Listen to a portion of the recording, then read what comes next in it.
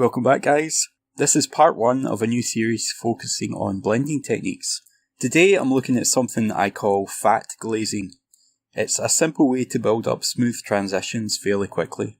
So on our palette here we have Averland Sunset, Rhinox Hide, Sunset Purple. Now this is from Scale Colour, but really you can just use any purple you like.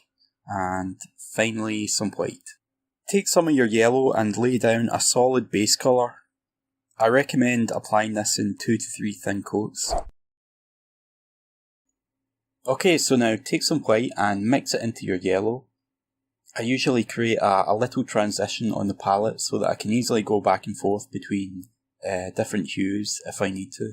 We're going to create a fat glaze, which is essentially a paint consistency that is halfway between a layer and a glaze. So approximately 2 parts water to 1 part paint.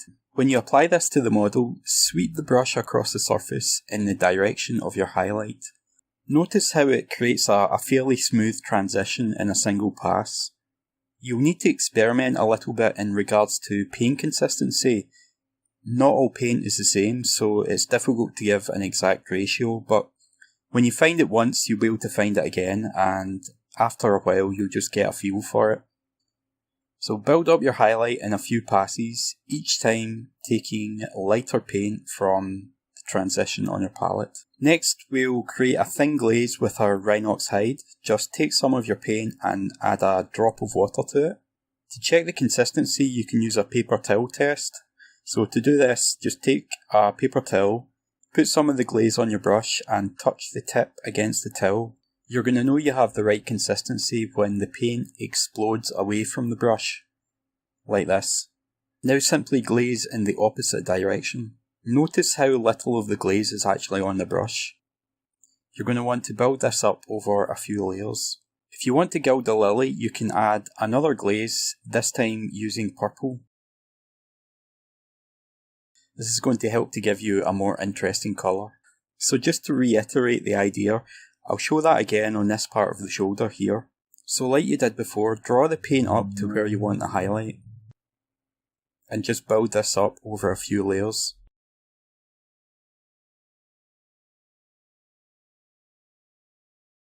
We'll add a little light glint here just to make it more interesting. So what we're going to do is take our brightest colour and paint a T shape at the very edge here.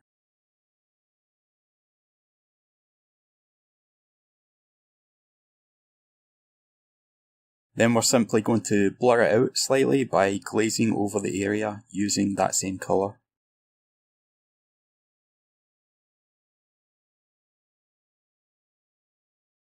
For the shadow, we'll just go straight for the purple this time, just to make it a bit more interesting. So again, we're using a thin glaze here and we're going to build this up over a few layers, making sure to let it dry between each pass. Alrighty, so that was a quick introduction to fat glazing. Hopefully you found it useful. Next video we'll be looking at overglazing, where we're going to create a highlight without actually painting one. Which sounds a bit weird, but it'll make sense, don't worry. So as always, thanks for watching. If you enjoyed this, like and share the video, subscribe if you haven't already, and I'll see you next time. Thanks again. Bye for now.